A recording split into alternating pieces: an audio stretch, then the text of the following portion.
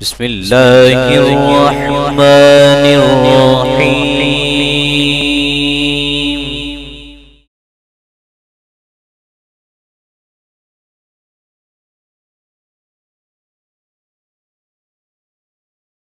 بسم اللہ الرحمن الرحیم. تبارک الذی نزل الفرقان علی عبدہ لیکون للعالمین نذیرا. وقال النبی صلی اللہ علیہ وآلہ وسلم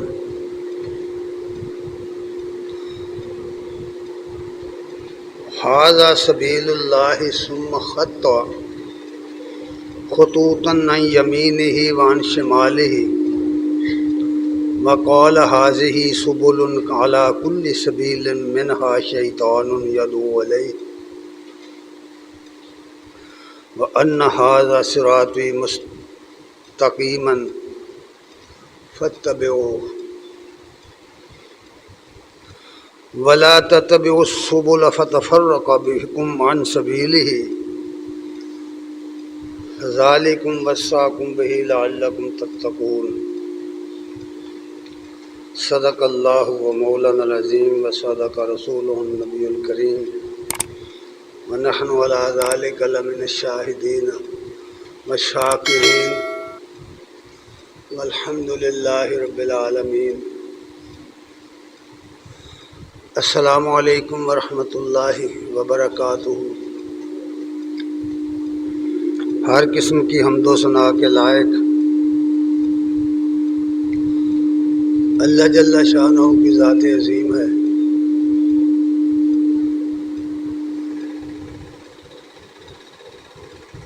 جس نے انسانوں کی رہنمائی کے لیے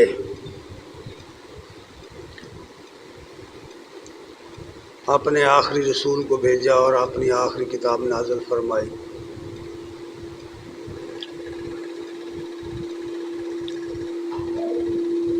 حضرات گرامی قدر،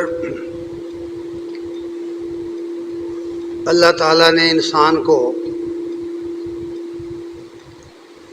اس طرح کا بنایا ہوا ہے کہ کوئی شخص انسان ہونے کے ناطے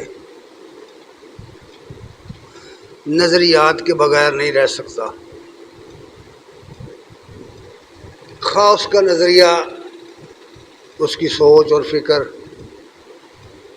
اس کا عقیدہ کوئی بھی ہو، وہ روشن خیال ہو، وہ لبرل ہو، وہ ملحد ہو، دہریہ ہو،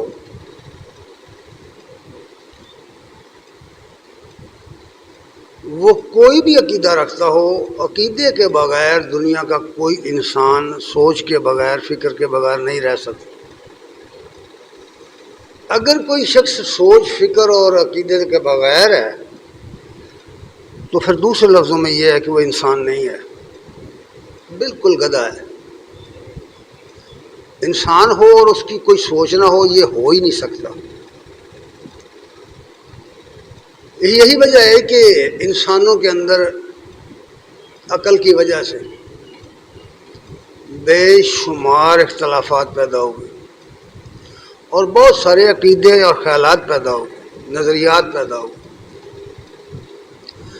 ان نظریات کے اختلاف کو مٹانے کے لیے، ان اختلافات کے اندر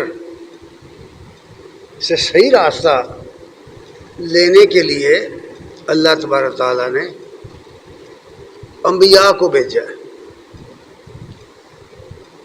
اور ان پر اپنی کتابیں نازل کی، اور پھر آخر میں نبی کریم صلی اللہ علیہ وسلم کو بھیجا اور ان پر اپنی آخری کتاب نازل فرمائی. اور اس کتاب کے اندر پہلی آئی ہوئی کتابوں کی مثبت تعلیم، مثبت تفہیم، سب کچھ کا نچوڑ اس کے اندر بیان کر دیا اور اس کتاب کو دیگر کتابوں کا مہیمن بنا دیا، ان کا نگران بنا دیا. نظریات کس جنگل میں اگر آدمی نے اپنے عقیدے کو درست کرنا ہو اور معلوم کرنا ہو اس کو کہ میرا عقیدہ غلط ہے یا صحیح ہے، تو اس کے لیے یہ بات ضروری ہے کہ وہ اللہ تعالیٰ کی کتاب کی طرف رجوع کرے اور اقوام عالم کے مذاہب کو، دنیا کے مذاہب کو، بلکہ یوں کہہ لیجئے کہ خود مسلمانوں کے اندر جو اختلافات ہیں ان کو بھی سمجھنے کے لیے اور اس اختلاف کو بھی دور کرنے کے لیے اللہ تبارک تعالیٰ نے یہ کتاب اتاری ہے اور نبی کریم صلی اللہ علیہ وسلم کو اس کتاب کا مفسر بنا کر بھیجا ہے۔ اس کتاب کے جتنے مشکل مقامات ہیں یا جتنے وہ مقامات ہیں جو کلیات کا درجہ رکھتے ہیں، بنیاد کا درجہ رکھتے ہیں، ان کی تشریح کے لیے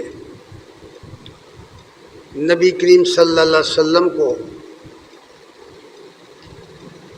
اپنے قول کے ساتھ اور اپنی پریکٹیکل لائف کے ساتھ تشریح کرنے کے لیے بھیجا ہے۔ نبی صلی اللہ علیہ وسلم کی زندگی کا مطالعہ کریں تو کوئی بھی گوشہ زندگی کا ایسا نہیں ہے جس میں آپ کے کیے ہوئے کام نظر نہ آئیں۔ مثال کے طور پر آپ نماز پڑھتے تھے، کس طرح نماز پڑھتے تھے، نماز میں کیا پڑھتے تھے، نماز میں کتنی رکعتیں پڑھتے تھے، کن کن اوقات میں نماز پڑھتے تھے، یہ سارا ریکارڈ موجود ہے۔ نبی صلی اللہ علیہ وسلم کی پوری زندگی اس پر گواہ ہے۔ قرآن مجید میں بھی اس ریکارڈ کو بیان کیا گیا ہے اور حدیث میں بھی، تاریخ میں بھی۔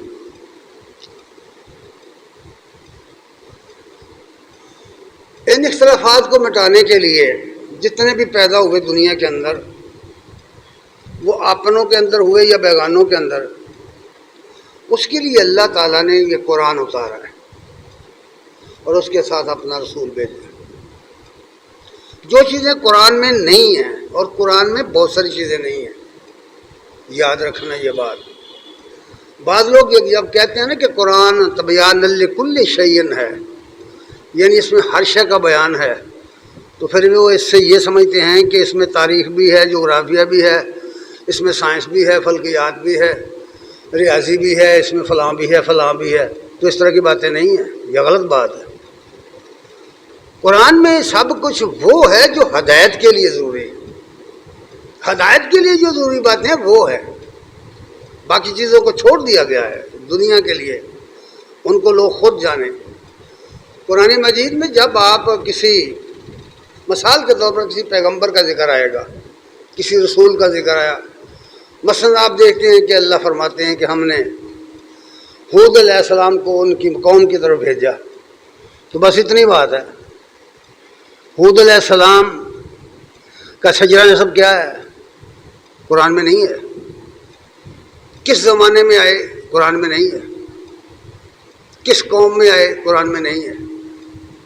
کس خطے میں آئے؟ قرآن میں نہیں ہے۔ صرف قرآن میں یہ ہے کہ انہوں نے اپنی قوم کو دعوت کیا دی تھی، بس اپنی قوم کو پیغام کیا دیا تھا۔ تو گویا ہود علیہ السلام کے بارے میں اگر جاننا ہے تو بس باقی سارے مضامین اور باقی ساری چیزیں آدمی کو باہر سے لینا پڑیں گی، پڑھنی پڑے گی۔ تاریخ پڑھے گا، جغرافیہ پڑھے گا، انصاب کی کتب پڑھے گا، قوموں کی تاریخ اٹھائے گا، تب جا کر پتہ چلے گا۔ یہ بہت بڑی جہالت ہے جو لوگوں میں پھیلا دی گئی ہے کہ قرآن میں جی سب کچھ ہے۔ نہیں، ایسا نہیں ہے۔ قرآن مجید میں بنیادی باتیں بیان کی گئی ہیں، اصول بیان کیے گئے ہیں کلیے بیان کیے گئے ہیں اور ان کے ساتھ استاد بھیج دیا کہ وہ تمہیں وضاحت کر کے بتا دے۔ قرآن میں کہہ دیا گیا کہ نماز قائم کرو، پھر یہ نہیں بتایا کہ کس کس وقت اور کس کس طرح، تفصیلات اس کی نہیں بتائی۔ وہ نبی کریم صلی اللہ علیہ وسلم کی زندگی میں ہے، آپ کیسے نمازیں پڑھتے تھے، کیا پڑھتے تھے، کن اوقات میں پڑھتے تھے، یہ سارا ریکارڈ حدیث میں موجود ہے۔ اور حدیث کے بارے میں لوگوں کو غلط فہمی ہو گئی ہے۔ دو انتہائیں ہیں حدیث کے بارے میں لوگوں کے اندر، ایک یہ کہ سرے سے وہ سمجھتے ہیں کہ یہ سب جھوٹ ہے، اس کو مانو ہی نہیں۔ یہ اس سے بڑی جہالت دنیا میں کوئی نہیں ہے کہ پورے ذخیرہ حدیث کو جھوٹا سمجھا جائے اور پورا ریکارڈ ہی دریا برد کر دیا جائے۔ یہ سب سے بڑی ناکامی اور سب سے بڑی جہالت ہے۔ اور دوسری انتہا یہ ہے کہ ہر وہ چیز جو کتاب میں آ گئی بس وہ نبی وسلم کی حدیث ہے، یہ بھی جہالت ہے۔ ایسا نہیں ہے، بے شمار باتیں ایسی ہیں جو رسول اللہ صلی اللہ علیہ وسلم کے نام لگا دی گئی۔ اس کے لیے محدثین کرام نے، ہمارے علماء سلف نے بڑی محنت کر کے کتابیں لکھی، اصول بیان کیے تاکہ کھوٹا اور کھرا نکھر جائے۔ روایت کے اصول بیان کر دیے اور درائت کے اصول بھی بیان کر دیے۔ تو درائت کا سب سے بڑا اصول یہ بیان کر دیا قرآن نے، اور یہ جو اصول ہیں دونوں، روایت اور درائت، ان کی دونوں کی بنیاد قرآن مجید میں ہے، اس کی بنیاد قرآن نے رکھی ہے۔ تو درایت نے یہ بات فرما دی گئی ہے کہ اگر تم دنیا کے اندر جتنے نظریات پھیلے ہوئے ہیں ان میں سے صحیح نظریے کی تلاش کرتے ہو، تم صحیح عقیدہ چاہتے ہو، تو پھر تمہیں دو باتوں کی طرف آنا پڑے گا۔ ایک قرآن مجید ہے، دوسرا وہ ہستی جس پر قرآن نازل ہوا ہے، اس نے کس طرح ان چیزوں کی تشریح کی۔ تو یہی ذکر آج میں کروں گا یہاں۔ پہلے تو یہ دیکھیے کہ یہ قرآن جو ہے اس کا مرتبہ کیا ہے، مقام کیا ہے اس کا۔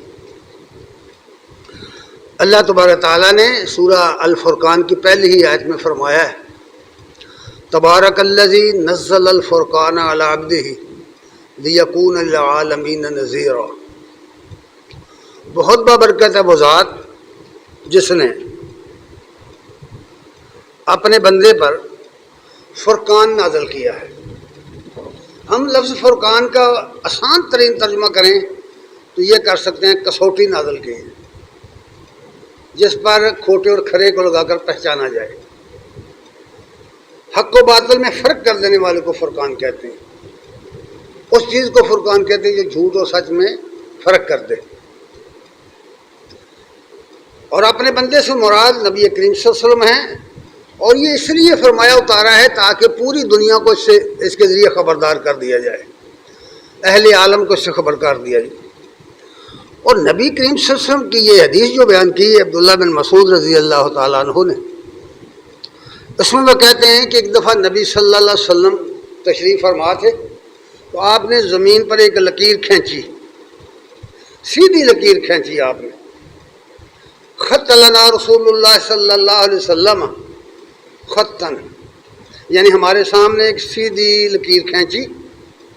ثم قال، پھر سمجھانے کے لیے مثال دیتے ہوئے فرمایا، ھذا سبیل اللہ، اس کو اللہ کا راستہ سمجھو، اللہ کی راہ سمجھو، یہ سیدھا راستہ، جس طرح یہ پٹی بنی ہوئی ہے۔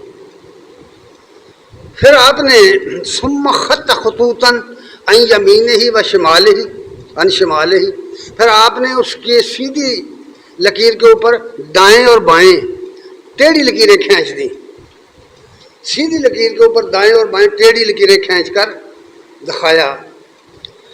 فرمایا کہ یہ ٹیڑھی لکیریں جو ہیں سیدھی لکیر کے اوپر، جس لکیر یہ سیدھی لکیر کے ساتھ سیدھے راستے کے ساتھ ساتھ دائیں اور بائیں پر جو ٹیڑھے راستے ہیں نکلتے ہیں راستے سے، ان راستوں میں سے ہر راستے پر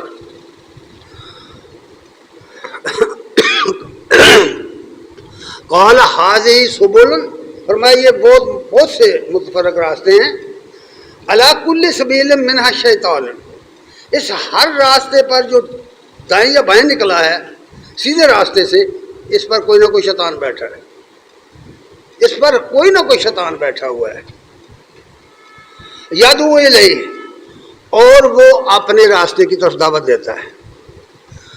دوستو بات اتنی آسان ہے، اور یہ سمجھنا کہ شیطان سے مراد کوئی ناری شیطان بیٹھا ہے یہ مغالطہ ہے۔ قرآن مجید میں شیطان کا لفظ انسانوں کے لیے بھی استعمال کیا گیا ہے اور جنوں کے لیے بھی۔ شیاطین من الجن والانس، جنوں اور انسانوں میں سے جو شیطان ہیں وہ ہمیشہ نبیوں کی دعوت اور نبیوں کے مشن کے دشمن رہے ہیں، اور سب سے خطرناک انسانوں کے لیے جو شیطان ہے وہ خود انسانی شیطان ہے۔ اس کے بارے میں بہت ساری آیات ہیں، لیکن اس وقت ہمارے پاس اتنا وقت نہیں ہے، تو فرمایا دیکھیے یہ سیدھا راستہ جو ہے یہ کیا ہے۔ اس کے بارے میں فرمایا ان ھذا صراطی مستقیما فاتبعوہ۔ سورہ نام کی یہ آیت نمبر 154 ہے۔ نبی صلی اللہ علیہ وسلم نے یہ آیت پڑھی اور فرمایا کہ سیدھا راستہ یہ قرآن ہے، جو راستہ قرآن بتاتا ہے وہ سیدھا راستہ ہے۔ اس سیدھے راستے سے نہ دائیں ہٹو نہ بائیں ہٹو، اس سیدھے راستے پہ چلو، کیونکہ نبی کریم صلی اللہ علیہ وسلم نے اپنی حدیث میں اور اپنے عمل سے اس سیدھے راستے پہ چل کر دکھایا ہے، اور شرط یہ لگائی ہے فاتبعونی، میرے پیچھے پیچھے آؤ، پیچھے پیچھے آؤ کا کہا ہے۔ یعنی جتنے اعمال ہیں تمہاری زندگی کے، ان اعمال کو میری طرح کرو، جس طرح میں نے جو میرا طریقہ ہے ان کو کرنے کا اس طرح کرو۔ اس طرح کرو گے تمہیں کوئی خلجان پیدا نہیں ہوگا، کوئی ڈاؤٹ پیدا نہیں ہوگا۔ اس لیے فرمایا ولا تتبعوا السبل، ان متفرق راہوں پہ مت چلو، فتفرق بکم عن سبیلہ، اگر تم دائیں اترے یا بائیں اترے تو یہ تمہیں سیدھے راستے سے نیچے اتار دیں گے۔ دائیں اترو گے بائیں اترو گے، دائیں اور بائیں کی یہ مثالیں جو دی گئی ہیں اس میں بہت بڑا دخل آدمی کی اپنی سوچ اور عقل کا ہے۔ جہاں کہیں آدمی گمان کرتا ہے، جہاں کہیں آدمی اپنی سوچ سے داخل کر دیتا ہے دین کے اندر، وہیں وہ کسی نہ کسی ٹیڑھے راستے پر اتر جاتا ہے۔ یاد رکھنا یہ بات، اپنے آپ کو اس کا پابند رکھو جو رسول اللہ صلی اللہ علیہ وسلم نے فرمایا فاتبعونی کا، اس پر کا پابند رکھو، سیدھے چلو گے۔ اس لیے پھر فرمایا سیدھا چلو فاتبعوہ، اس پر اتباع کرو اس کی، ولا تتبعوا السبل فتفرق بکم عن سبیلہ، اگر تم اس کی پابندی نہیں کرو گے تو تمہیں دائیں یا بائیں یہ اتار دیں گے۔ ذالکم وصاکم بہ، یہ ہے وہ وصیت نامہ جس کا تمہیں حکم دیا جا رہا ہے۔ اللہ تعالیٰ نے تمہیں یہ حکم دیا ہے کہ اگر لعلکم تتقون، اگر تم چاہتے ہو کہ بچ کر رہو اللہ رسول کی نافرمانی سے، تو پھر اس راستے کو سیدھے راستے پر اپنے کو اپناؤ۔ اب دیکھیے کہ یہ وضاحت کرنے کے بعد فرمایا کہ قرآن مجید کیوں نازل کیا ہے اللہ نے۔ ایک تو یہ کہا کہ یہ فرقان ہے، جو چیز قرآن کے مضامین پر، قرآن کی دعوت پر، قرآن کے بیان پر پورا نہ اترے، اس کے دعوے پر پورا نہ اترے، اس کی میزان پر پورا نہ اترے، وہ کھوٹی ہے، کھری نہیں ہے، خواہ اس کو ساری دنیا بیان کرے۔ دوسری بات یہ بیان کی کہ اس کی غرض و غایت جو ہے، سورہ ابراہیم پہلی ہی آیت میں فرمایا الف لام را کتاب انزلناہ لتخرج الناس من الظلمات الی النور باذن ربہم الی صراط العزیز الحمید۔ ذرا غور کرو ان لفظوں پر۔ فرمایا کہ یہ ایک کتاب ہے، ہم نے اس کو اس لیے اتارا ہے تاکہ لوگوں کو جہالت کی تاریکیوں سے نکال کر روشنی کی طرف لے کر آئے، علم کی روشنی کی طرف لے کر آئے۔ علم حاصل کرنے کے دو ذریعے ہیں، یاد رکھنا۔ ایک ہے اللہ کی کتاب کو پڑھنا اور اس کو سمجھنا، دوسرا ہے نبی کریم صلی اللہ علیہ وسلم جس پر قرآن اترا ہے، جس پر قرآن اور رسول لازم و ملزوم ہے۔ قرآن رسول کے بغیر نہیں سمجھا جا سکتا، اور رسول کو قرآن کے بغیر نہیں سمجھا جا سکتا۔ رسول اللہ صلی اللہ علیہ وسلم کا کیا مقام ہے، کیا مرتبہ ہے، یہ قرآن میں بتایا گیا ہے۔ گویا قرآن مجید رسول اللہ صلی اللہ علیہ وسلم کی سیرت کی کتاب ہے۔ کوئی ایک آیت ایسی نہیں ہے، ایک ایسا حکم نہیں ہے جس پر آپ نے عمل نہ کیا ہو۔ یہ سمجھ لینی چاہیے بات پہلے۔ دوسری بات یہ ہے کہ نبی صلی اللہ علیہ وسلم کی سیرت کا مطالعہ، قرآن کا مطالعہ، نبی صلی اللہ علیہ وسلم کی سیرت کا مطالعہ۔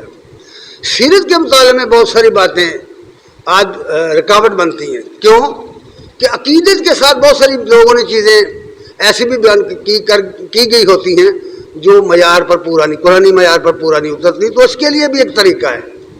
اس کا طریقہ اپنے دماغ کو استعمال کرنا نہیں ہے، اس کا طریقہ سلف صالحین کے طریقے کو استعمال کرنا ہے۔ سلف صالحین نے، محدثین نے اپنی کتابوں میں ان چیزوں کو پرکھنے کے لیے جو اصول لکھے ہیں انہیں سمجھنا ہوگا وہ کیا ہے۔ ان اصولوں کی روشنی میں ہم کسی کو کہہ سکتے ہیں کہ یہ صحیح ہے یا غیر صحیح ہے۔ یوں ہی یہ اپنے خیال سے کہہ دینا کہ یہ صحیح نہیں ہے، یہ اپنی تباہی کرنے کے موجب ہے۔ تو اس لیے فرمایا کہ وہ نکالتی ہے، نکالنے کے لیے، جہالت کی طریقوں سے نکالنے کے لیے، بے علمی کے سے نکالنے کے لیے، نکال کر علم کی روشنی میں لانے کے لیے اتاری گئی ہے۔ پھر فرمایا بِإِذْنِ رَبِّهِمْ، بِإِذْنِ رَبِّهِمْ، ان کے رب کے اذن کے ساتھ۔ یہ اذن پہ ربہم کیا ہے؟ لوگوں نے اس کا ترجمہ کر دیا اللہ کے حکم کے ساتھ، اپنے رب کے حکم کے ساتھ۔ یہ غلط ہے، بالکل صحیح نہیں ہے۔ حکم کی یہاں بات نہیں کی گئی۔ اذن کا مطلب یہ ہے کہ وہ ضابطہ جو اللہ نے اس کتاب سے ہدایت حاصل کرنے کے لیے مقرر کیا ہوا ہے، وہ طریقہ جو نبی صلی اللہ علیہ وسلم نے اس پر عمل کر کے بتایا ہوا ہے، اس کو اذن کہتے ہیں۔ اذن کے معنی ہی یہ ہوتے ہیں کہ ایک ایسا ضابطہ جس کے مطابق عمل کر کے عمل کو نتیجہ خیز بنایا جا سکے۔ اس کو نہ سمجھنے کی وجہ سے بہت سی خرابیاں پیدا ہوئیں، بہت سے لوگوں کو دھوکے لگے۔ ان دھوکوں میں آ کر کے لوگوں نے بہت کچھ غلط سمجھا، بہت سے غلط کیا۔ اس لیے یہ بہت ہی اہم مقام ہے کہ آدمی اس چیز کو سمجھے کہ بِإِذْنِ رَبِّهِمْ کیا ہے۔ میں نے اس کے بِإِذْنِ رَبِّهِمْ کی تشریح اپنی 2 کتابوں میں کی ہوئی ہے، گمراہی کے اسباب میں بھی اور مقام ازواج مطہرات میں بھی۔ بِإِذْنِ رَبِّهِمْ کیا ہے؟ بِإِذْنِ رَبِّهِمْ کو سمجھو اگر سیدھے راہ چلنا چاہتے ہو، اگر نہیں چلنا چاہتے تو پھر آپ کی مرضی۔ اس کے لیے کتابیں پڑھیں، اس کے لیے تھوڑی محنت کریں۔ زبانی باتیں نہیں چلتی، یاد رکھیے۔ اللہ نے یہ اتنی بڑی کتاب یوں ہی نہیں نازل کر دی، پڑھنے کے لیے نازل کی ہے، سمجھنے کے لیے نازل کی ہوئی ہے۔ اس لیے ربہم الی صراط العزیز الحمید، غلبے والے، تعریفوں والے اللہ کے راستے کی طرف۔ اس لیے یہ قرآن فرقان بنا کر اتارا گیا ہے کہ یہ بہت بابرکت ہے وہ ذات جس نے فرقان نازل کیا ہے اپنے بندے پر، تاکہ وہ لوگوں کو، اہل عالم کو خبردار کرنے والا ہو جائے، انہیں ہوشیار کر دے، سمجھدار کر دے، انہیں کل کلا یہ عذر باقی نہ رہے کہ ہمارے پاس کچھ سمجھنے سمجھانے والا نہیں آیا۔ سورہ البقرہ کی آیت نمبر 185 میں فرمایا قرآن مجید کے بارے میں، شہر رمضان الذی انزل فیہ القرآن ھدی للناس، رمضان کا یہ مہینہ جس میں اللہ تعالیٰ نے اس قرآن کو نازل کیا ہے، ھدی للناس، لوگوں کے لیے رہنما کتاب بنا کر، وبینات من الہدی، اور ہدایت کی اس میں دلیلیں موجود ہیں، دلیلوں کے ساتھ بات کی گئی ہے، والفرقان، اور اسے فرقان بنایا ہے، کسوٹی بنا دیا ہے۔ اور پھر یہاں تک فرما دیا کہ اگر یہ بات تمہاری سمجھ میں آ جائے، اگر تم اس فن کو سیکھ لو، یوں ہی قرآن پڑھنا، جی قرآن میں آ گیا ہے، قرآن میں آ گیا ہے کہنا، اور اسے پڑھا نہیں، اس پر پوری طرح جس طرح حق ہے اسے پڑھنے کا، سمجھنے کا، اس طرح نہیں کیا، جو طریقہ ہے اس کا علم حاصل کرنے کا وہ کیا نہیں، یوں ہی جی قرآن میں ہے، میں نے فلاں ترجمہ پڑھ لیا تھا، اس طرح قرآن سمجھنے میں نہیں آتا، اس کے لیے اس کے قالب میں ڈھلنا پڑتا ہے، مشقت اور محنت کرنا پڑتی ہے، قرآن مجید کو سیکھنا پڑتا ہے بھائی۔ مطالعہ کا معنی، میں لفظ مطالعہ استعمال کیا کرتا ہوں قرآن کے لیے، مطالعہ کا معنی ہوتا ہے وہ چیز جس پر آدمی کو اطلاع ہو جائے، اس کو اس کا علم حاصل ہو جائے، اس کو مطالعہ کہتے ہیں۔ جس کا علم حاصل نہ ہو وہ مطالعہ نہیں ہوتا۔ اس لیے فرمایا اللہ تعالیٰ نے کہ یہ بینات من الہدی والفرقان ہے، اور دوسری جگہ فرمایا سورۃ شورى آیت نمبر 17 میں اللہ الذی نزل الکتاب بالحق والمیزان، اللہ وہ ہے جس نے کتاب کو حق کے ساتھ اور میزان بنا کر اتارا ہے۔ یعنی قرآن مجید میں کوئی ایک بات ایسی نہیں ہے جو حق نہ ہو، ہر بات حق پر قائم ہے، اس کی بنیاد حق پر رکھی گئی ہے، اس کی بنیاد صحیح پر رکھی گئی ہے، اس کی بنیاد باطل کے مقابلے میں سچ پر رکھی گئی ہے۔ ہر لحاظ سے یہ حق ہے۔ حق بنیادی طور پر اس چیز کو کہتے ہیں جس پر جتنے بھی طوفان آ جائیں وہ اپنی اصل جگہ سے نہ ہٹ سکے، اس کو حق کہتے ہیں۔ فرمایا حق بنا کر حق کے ساتھ اس کو نازل کیا ہے اور میزان بنایا ہے، ہم نے اس کو ترازو بنا دیا ہے، جو چیز اس کے ترازو پر پوری نہ اترے گی وہ صحیح نہیں ہے، یہ بات فرما دی۔ اور پھر اس کے بعد کہا، اور یہ اس لیے کہا کہ لوگوں کو پتہ چلے کہ اس کتاب کی اہمیت کیا ہے۔ سورہ بنی اسرائیل کی آیت نمبر 9 میں یہ بات فرمائی، ان ھذا القرآن یہدی للتی ہی اقوم۔ اس میں دو باتیں اچھی طرح سمجھ لینا۔ بے شک یہ قرآن اس راستے کی طرف رہنمائی دیتا ہے جو بالکل سیدھا ہے، جیسا کہ میں اوپر حدیث میں بیان کیا نا کہ نبی صلی اللہ علیہ وسلم نے فرمایا سیدھی لکیر کھینچ کر آپ نے بتایا، وہ بالکل صراط مستقیم کی طرف رہنمائی کرتا ہے۔ کن لوگوں کو کرتا ہے؟ یہ بات یہاں بڑے پتے کی کہی گئی ہے۔ ہر ہدی للناس تو یہ سب کے لیے ہے نا، اوپر بھی علی آیت میں آیا تھا کہ یہ ہدی للناس ہے، اہل عالم کے لیے ہدایت بنا کر اتارا ہے اس کی۔ لیکن اس سے فائدہ کون لوگ اٹھائیں گے، وہ کون کیا شرطیں ہیں جو پوری کریں تو اس کو فائدہ ہوتا ہے، ورنہ نہیں۔ سورہ البقرہ کے بالکل ابتدا میں فرمایا لا ریب فیہ، یہ لا ریب کتاب ہے، لیکن ہدی للمتقین، ان لوگوں کے لیے رہنما ہے جو بچنے کی طلب رکھتے ہیں، جو بچنے کا ارادہ رکھتے ہیں، جو مادی چیزوں سے بھی نقصان دینے والی مادی چیزوں سے بھی بچتے ہیں اور اخلاقی چیزوں سے بھی بچتے ہیں، ان کے لیے ہے یہ رہنما کتاب، دوسروں کے لیے نہیں۔ یہاں بھی یہی بات فرمائی، فرمایا کہ یہ اقوم ہے، سیدھا راستہ بتانے والی کتاب ہے، لیکن وَيُبَشِّرُ الْمُؤْمِنِينَ الَّذِينَ يَعْمَلُونَ الصَّالِحَاتِ أَنَّ لَهُمْ أَجْرًا كَبِيرًا، یہ ان لوگوں کو بشارت دیتی ہے، ان لوگوں کو خوشخبری سناتی ہے جو ایمان لائے، جو اللہ پر، اس کے رسول پر، اس کی کتابوں پر، اس کی قیامت کے دن پر ایمان لائے۔ ایمانیات کو مانا انہوں نے، جتنی اس کے ذیل میں چیزیں آتی ہیں وہ سب کو مانا، ماننے کے بعد بیٹھ نہیں گئے، مانتے سب لوگ ہیں، لیکن اگلا کام جو وہ کون کرے؟ ایمان اور عمل آپس میں لازم و ملزوم ہے، ان کا تعلق آپس میں اس طرح ہے جس طرح بیج اور درخت کا ہے، بیج صحیح ہو تو پودا اگتا ہے، بیج غلط ہو تو نہیں اگتا، زمین ناقص ہو تو پودا نہیں اگتا۔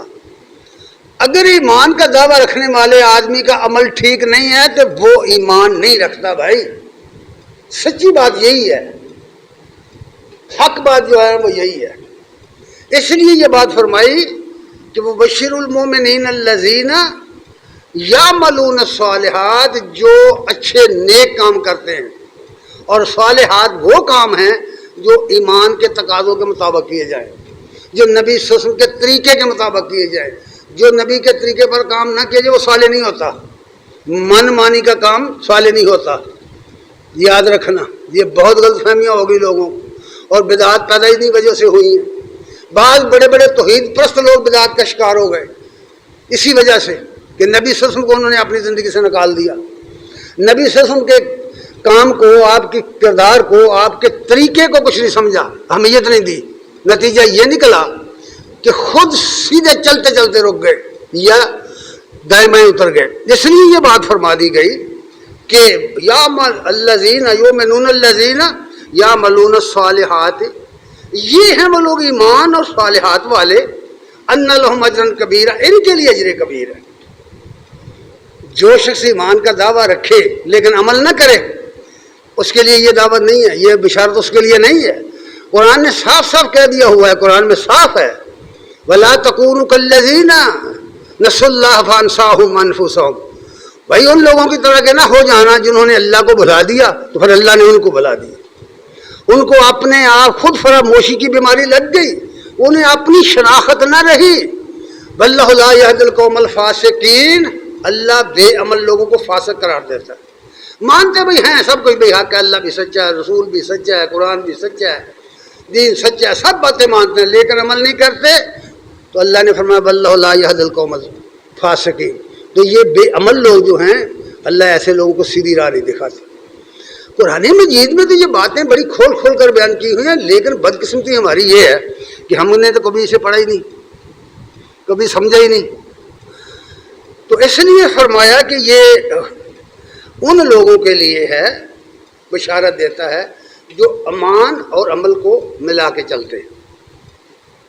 پھر ایک اور مقام پر فرمایا ہے کہ یہ قرآن اس لیے نہیں ہے کہ اندھا دھند سے پڑھتے رہو، بغیر سمجھے بوجھے پڑھتے رہو۔ بدقسمتی یہ ہے کہ مسلمان واحد امت ہے دنیا میں جو ایک لحاظ سے بڑی خوش قسمت ہے کہ ان کے پاس اللہ تعالیٰ کی اصلی کتاب ہے، اس لحاظ سے بڑی خوش قسمت امت ہے۔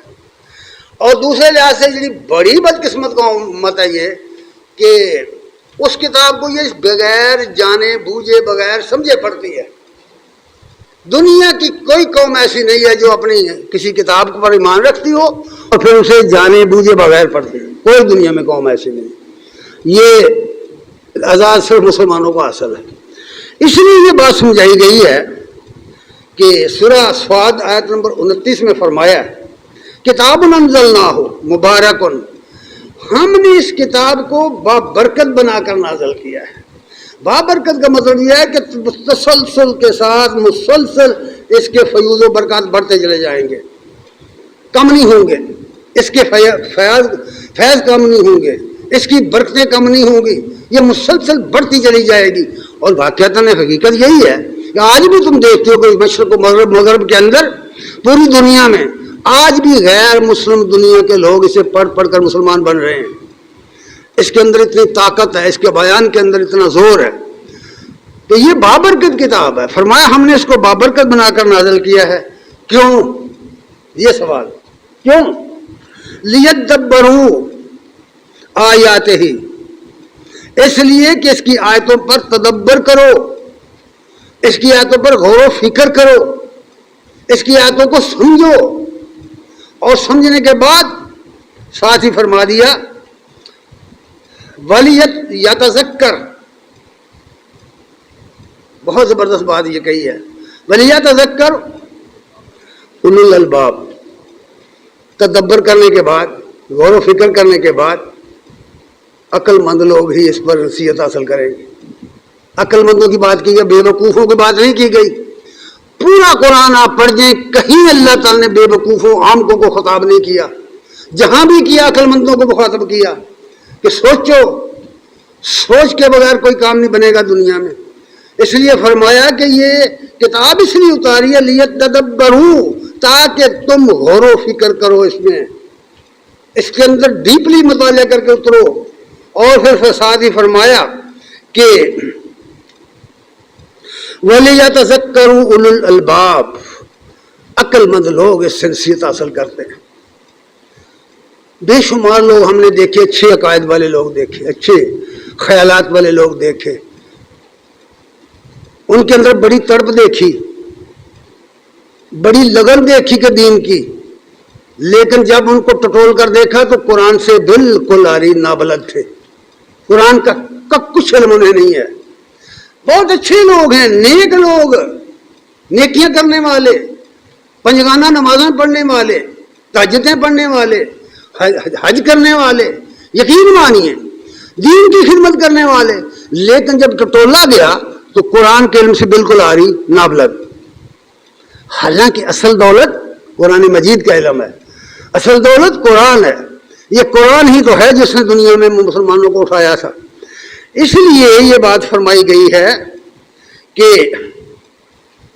یہ قرآن مجید اگر اس سے فائدہ اٹھانا چاہتے ہو، آپ جانتے ہیں کہ نبی کریم صلی اللہ علیہ وسلم جب مکہ کے اندر، ان کی مجلسوں کے اندر، ان کے مجمعوں کے اندر، حرم کے اندر بھی باہر بھی، ان کے میلے ٹھیلوں کے اندر، خاص کر حج کے دنوں میں، یہ 3 مہینے جو ذوالقعدہ، ذوالحج اور محرم کے مہینے 3 ہوتے تھے، یہ عربوں کے اندر 3 مہینے بہت بڑے حج کی وجہ سے میلے کا سما ہو جاتا تھا، دنیا کے ساری دنیا کے قبائل آ جاتے تھے وہاں، اور ان مجموعوں میں بھی جب قرآن سنایا تو وہ شور شرابہ کرتے تھے، وہ سننے کے لیے تیار نہیں ہوتے تھے۔ قرآن میں ہے کہ وہ کہتے ہیں کہ شور برپا کرو، گل گپاڑا کرو جب قرآن پڑھا جائے تاکہ تم غالب رہو۔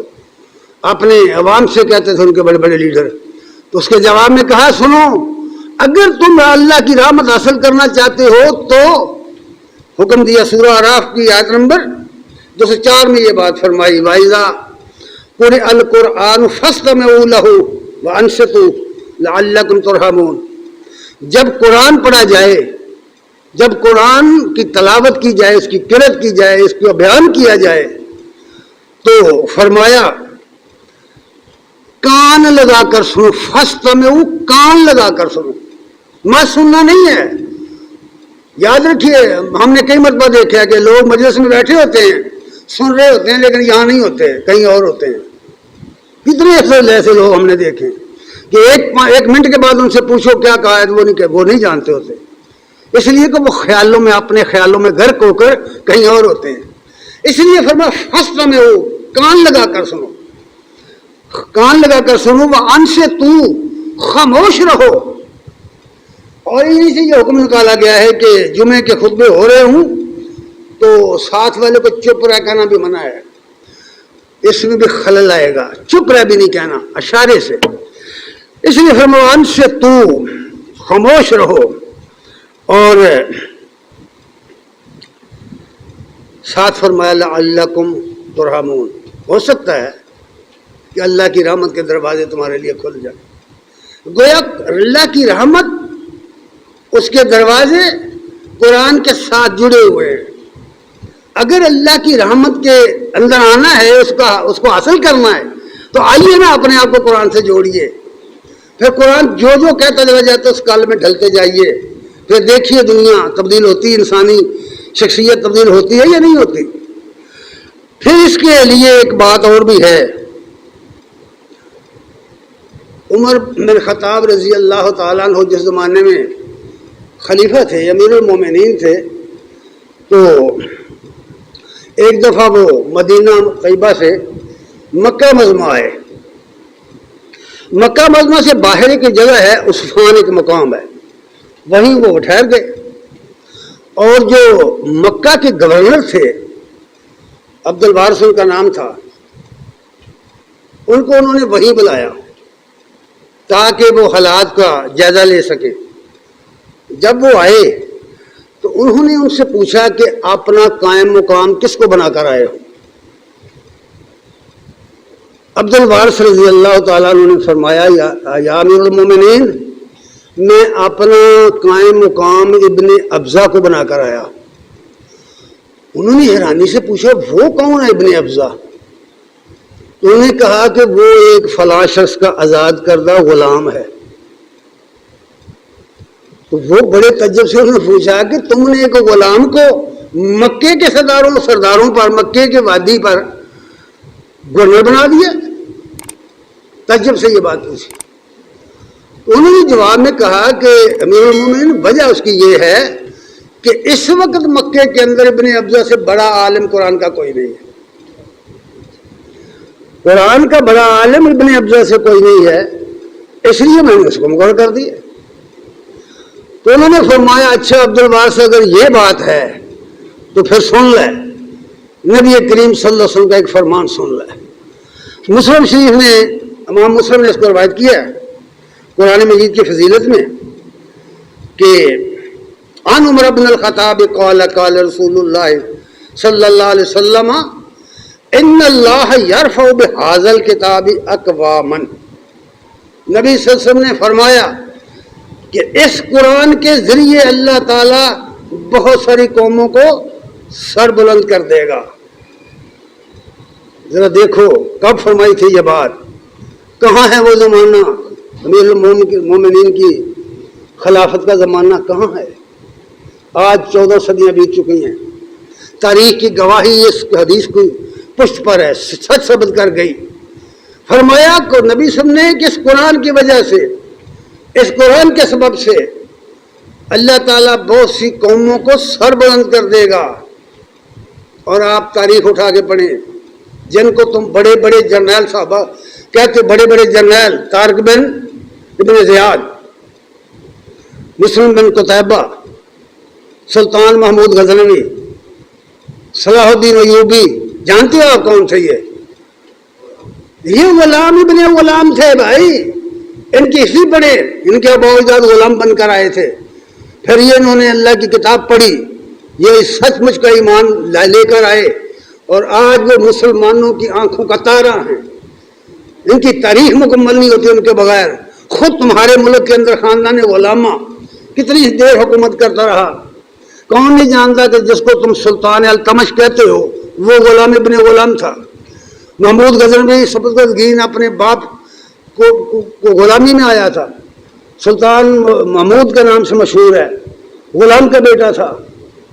کتنے کو گنے، جب یہ قرآن پر ایمان لائے تو اللہ تعالیٰ نے انہیں سلطان بنا دیا، اور ساتھ یہ بھی فرمایا، دوسرا جملہ یہ فرمایا کہ وَيَضَعُ بِهِ آخَرِينَ، اور بہت ساری قوموں کو جو قرآن کو چھوڑ دیں گی زمین پر پٹک دے گا، اللہ انہیں زمین پر پٹک دے گا۔ اگر میں یہ بات کہوں کہ آج کی دنیا میں مسلم دنیا، جس کو تم مسلم دنیا کہتے ہو، ہے نہیں ہے، یہ امت کی ٹکڑے ہیں، امت کی لاش کے ٹکڑے ہیں، 56 ریاستوں کی شکل میں، کہیں بھی اسلام نافذ نہیں ہے، کہیں بھی اللہ کا دین نہیں ہے، ہر جگہ فاسق قسم کے لوگ حکمران ہیں، ہر جگہ جہاں بھی آپ دیکھیں گے تم صورتحال آپ کے سامنے ہے۔ کیا کیا جائے، کیا کہا جائے ان لوگوں کے بارے میں؟ اللہ تعالیٰ نے پٹک دیا ان کو جب انہوں نے قرآن کو چھوڑا ہے۔ آپ یہ مسجدیں بند کرتے اور شہر میں کھلے چھوڑے ہوئے، تمہیں کبھی اس غور نہیں کیا تم نے کہ مسجدوں میں پابندی ہے؟ آدمی 4 آدمی ایک گاڑی میں آتے ہیں، سفر کرتے ہیں، حماقت کی کوئی انتہا ہے یار۔ کہتے ہیں کورونا ہو گیا ہے، 4 آدمی ایک گاڑی میں سفر کر کے آتے ہیں اور مسجد میں 6 فٹ کے فاصلے کھڑے ہو جاتے ہیں، یہ کیا ہے؟ حماقت نہیں ہے؟ گاڑی میں تو اکٹھے آئے ہو، مل کر بیٹھے ہو، کیا یہ حقیقت نہیں ہے؟ اسمبلی میں تم اکٹھے بیٹھے ہو، مسجدوں پر تم نے تالہ بندی کی ہوئی ہے۔ یہ ہے وہ بات، وہی بات ہے جو کہی گئی ہے کہ یَضَعُ بِهِ آخَرِينَ، کچھ دوسری قومیں آئیں گی جو قرآن پر پشت کریں گی تو اللہ انہیں نیچے پٹک دے گا، دنیا میں ذلت کی زندگی پہ گزاریں گے وہ لوگ، اور ان کے دشمن ان پر ٹوٹ پڑیں گے۔ آج ہماری حالت مسلمان کی یہی ہے۔ اور پھر فرمایا کہ نبی کریم صلی اللہ علیہ وسلم نے فرمایا اگر اس بری حالت سے تم نکلنا چاہتے ہو، اگر تمہارا خیال یہ ہے کہ اس غلامی کی حالت سے، اس بے بسی کی حالت سے، اس ذلت و خواری کی حالت سے تم نکلنا چاہتے ہو، ان فتنوں کی حالت سے تم بچنا چاہتے ہو، تو راستہ ایک ہی ہے۔ علی رضی اللہ تعالیٰ عنہ جب خلیفہ تھے، امیر المومنین تھے، تو ان کے ایک غلام نے انہیں آ کر کے بتایا کہ میں نے آج مسجد کوفہ، جامع مسجد کوفہ میں دیکھا ہے کہ لوگ گپے ہانک رہے ہیں مسجد کے اندر، اللہ رسول کی باتیں کرنے کی بجائے، دین کی باتیں کرنے کی بجائے ادھر ادھر دنیا کی باتیں کر رہے ہیں۔ علی رضی اللہ تعالیٰ عنہ نے فرمایا کیا یہ بات واقعی سچ ہے؟ اس نے کہا جی بالکل، یہ میں نے اپنی آنکھوں سے دیکھا ہے۔ تو انہوں نے کہا بھائی بات سن لے کہ میں نے ایک دفعہ نبی کریم صلی اللہ علیہ وسلم سے پوچھا تھا، آپ نے فرمایا تھا کہ زمانہ آئے گا جب ہر سو فتنہ ہی فتنہ پیدا ہو جائے گا، ہر سو فتنہ ہی فتنہ پیدا، اور سب سے بڑا فتنہ تفرقہ بازی کا فتنہ ہوگا، سب سے بڑا۔ کسی قوم کو اگر آپ برباد کرنا چاہتے ہیں تو اسے گروہوں میں تقسیم کر دو، مذہبی لحاظ سے فرقے ہیں نا، مذہبی لحاظ سے فرقے، قومی نسلی لحاظ سے فرقے، وطن کے لحاظ سے فرقے، زبان کے لحاظ سے فرقے، اور اس سے بھی نیچے اترو کہ یہ تیرا ضلع فلانا ہے، میرا ضلع فلانا ہے، یہ ہے کہ نہیں؟ 5 صدی گزر گئی، پاکستان بنے ابھی تک یہ تقسیم ختم نہیں ہوئی۔ تقسیم در تقسیم اس کو کہتے ہیں، فرقہ در فرقہ اس کو کہتے ہیں، ایک ایک گروہ کے پتہ نہیں کتنے کتنے فرقے۔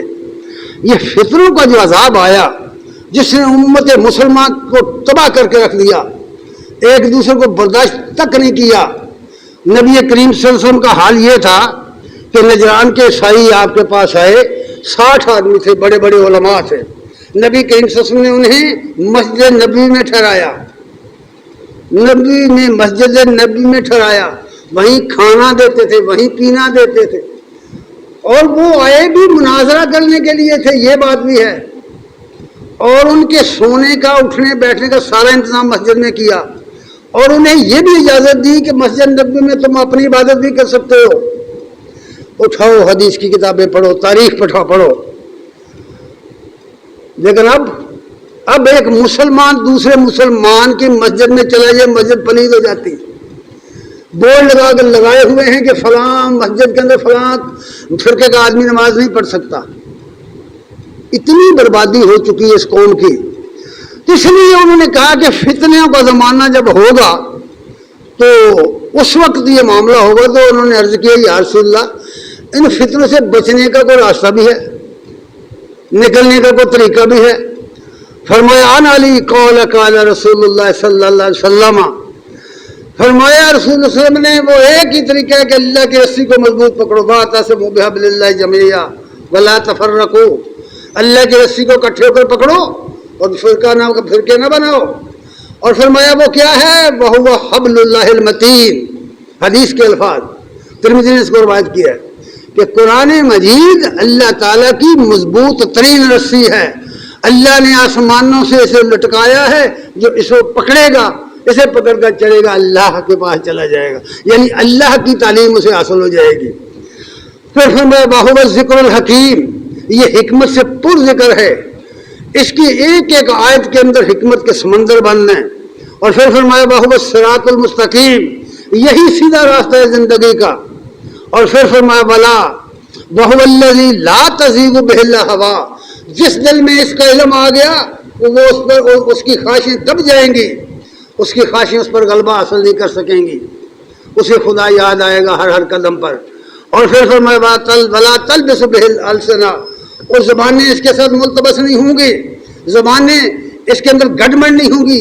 آج دنیا نے دیکھا 14 صدیاں بیت گئی، دنیا کی کوئی زبان، خود عربوں کی زبان اس قرآن کے اندر داخل نہیں ہو سکی، کوئی ایک لفظ غیر قرآنی اس کے اندر نہیں سما سکتا، کوئی ایک حرف سے نکال دو خلا پیدا ہو جائے گا۔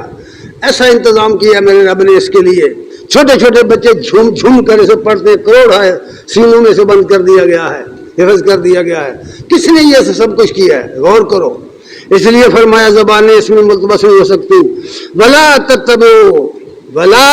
تتبعوا منہ العلماء ولا تشبہوا بینہ العلماء، اور فرمایا کبھی علم کے پیاسے لوگ قرآن کو پڑھ کر پیاسے نہیں رہیں گے، ان کی پیاس نہیں بجھے گی، ساری ساری زندگی قرآن پڑھیں گے لیکن ان کی پیاس نہیں بجھے گی۔ قرآن ایسی کتاب ہے، جب پڑھو گے، جس وقت پڑھو گے، نئی بات پاؤ گے، نئی چیز سامنے آئے گی، نیا دروازہ علم کا کھل جائے گا۔ یہ ایسی کتاب ہے، جوں جوں دنیا آگے بڑھ رہی ہے اور جوں جوں اکتشافات آ رہے ہیں، جوں جوں سائنس ترقی کر رہی ہے، توں قرآن مجید کا علم آگے بڑھتا چلا جا رہا ہے۔ تو قرآن مجید کے حقائق کھلتے چلے جا رہے ہیں. یہی بات قرآن میں کہی گئی تھی. آفاق و انفس کے سے ثابت ہو جائے گا کہ قرآن پر حق ہے. پھر فرمایا ولا یخلق ولا کثیر الرد. یہ ایسی کتاب ہے کہ جو اس کو پڑھتے جو یہ پرانی نہیں ہوگی. دنیا کی کوئی کتاب ایسی نہیں ہے، یاد رکھو، جسے بار بار پڑھے تو آدمی تھک نہ جائے، آدمی اکتا نہ جائے. صرف ایک قرآن ایسی کتاب ہے جسے بار بار پڑھو، بار بار پڑھو، آدمی اکتاتا نہیں، تھکتا نہیں، بار بار دل چاہے گا پڑھے گا، بس بشرط ہے کہ وہ سمجھے. پھر فرمایا بلا تم قضا عجائب ہو، اس کے عجائبات کبھی ختم نہیں ہوں گے. اور واقعتاً حقیقت یہی ہے کہ زمانہ وہ تھا کہ لوگوں کو کچھ پتہ نہیں تھا کہ یہ جو سمندروں کے بارے میں قرآن نے کہا ہے کہ مل کے چلتے ہیں اور درمیان میں برزخ لگا ہوا ہے، نہیں پتا تھا. کئی صدیاں پہلے کوئی پتہ نہیں تھا. جو علم بڑھا، بحریات کا علم بڑھا، جو لوگوں نے سیر سپاٹا کیا، لوگوں نے پانی کے بارے میں تحقیقات کی، سمندروں کو چیک کیا، تو پتہ چل گیا کہ فلاں جگہ فلاں جگہ فلاں جگہ بحیرے ملتے ہیں اور پانی دونوں کا کڑوا، تلخ اور شیریں پانی آپس میں مل کے چل رہا ہے کہ مکس نہیں ہوتا. ویسے ایسے حقائق بیان کر دیے اور بھی بے شمار چیزیں. اور پھر فرمایا من قالب ہی سادہ کا، جس نے قرآن پڑھ کے سنایا، سچی بات کہی، جس نے قرآن کی طرف بلایا. وہ من عامل بھی اجرا، جس نے اس پر عمل کیا اجر پائے گا، ثواب پائے گا. وہ من حکم بھی عدل، اور جس نے اس کے ذریعے، قرآن کے ذریعے جس نے فیصلے کیے، اس نے صحیح فیصلہ کیا. اور پھر فرمایا ومن دعا الیہ خدا الی صراط مستقیم، جس نے قرآن کی طرف لوگوں کو بلایا، اس نے صراط مستقیم کی طرف لوگوں کو بلایا. حضرات گرامی قدر. اور پھر فرمایا ومن دعا الیہ الی صراط مستقیم. آخر میں علی رضی اللہ عنہ نے فرمایا خذھا یا عابر، او میرے غلام، او عابر، مضبوط ہاتھوں کے ساتھ اس قرآن کو تھام لے. فتنوں سے بچنا ہے تو اس کا دامن پکڑ. قرآن مجید میں بار بار یہ باتیں کہی گئی، نبی صلی اللہ علیہ وسلم نے بار بار یہ باتیں ارشاد فرمائیں کہ دامن قرآن کا پکڑو، قرآن سے رہنمائی لو، جو چیز سمجھنا چاہتے ہو قرآن کی طرف آؤ. حضرات گرامی قدر، یہ قرآن ایسی کتاب ہے، شاعر نے کہا ہے کہ دین حق پر بردہ ہو آغوشے ہو، دین حق پر بردہ بھی آغوشے ہو، کیف خبرت دھرم ہے سرجوشے ہو. یہ دین حق جو ہے یہ دراصل قرآن مجید کے اندر پلا ہوا دین ہے، قرآن کے قالب سے نکلا ہوا دین ہے. اس کی مے کے اندر حکمت اور سرور کا جوش ہے. یہ ایسی چیز ہے بشرطے کہ تمہارے دل کو لگن لگ جائے اس کی. اس لیے یہ فرمائی اور کہتے ہیں یا الہی یا الہی فیہ کمل رغبتی، اے اللہ میری رغبت اس کی طرف کر دے، مجھے اس کے ساتھ جوڑ دے. یا الہی کمل فیہ یا الہی فیہ کمل رغبتی وہوا نور منہ نور تربتی، اور میری آخرت کو اس قرآن کے ذریعے روشن کر دے. دوستو یہ قرآن ہی وہ علم ہے جس کی وجہ سے صحابہ کرام رضوان اللہ علیہم اجمعین نے اپنی زندگیوں میں انقلاب برپا کیا تھا. اور یہی وہ قرآن ہے جس نے مشرق و مغرب تک اپنے فیضان کے دروازے کھولے. اور آج بھی لوگ جو اس کو پڑھتے ہیں اسلام کی جھولی میں آ گرتے ہیں، اور جو اس کو نہیں پڑھتے وہ اپنے ہو کر کے بھی اس سے بیگانے ہیں. اللہ تعالیٰ سے دعا ہے کہ اللہ تعالیٰ ہمیں اس کو پڑھنے سمجھنے کی توفیق عنایت فرمائے. اقبال نے اسی لیے کہا ہے اگر تو مسلمان بن کر رہنا چاہتا ہے تو قرآن کے بغیر یہ بات ممکن نہیں ہے. قرآنی علم حاصل کر، قرآن پڑھ، اس کو اپنی زندگی کا صبح و شام کا ورد بنا لے. کوئی دن ایسا نہیں آپ کا جانا چاہیے جس میں چند منٹ ہی صحیح قرآن کو ضرور دو، قرآن سمجھو، اس کو پڑھو، اور تم دیکھ لو گے کہ تمہاری زندگی میں انقلاب آ جاتا ہے یا نہیں آ جاتا. اللہ تبارک تعالی ہمیں اس کی توفیق عنایت فرمائے. وآخر دعوانا الحمدللہ رب العالمین۔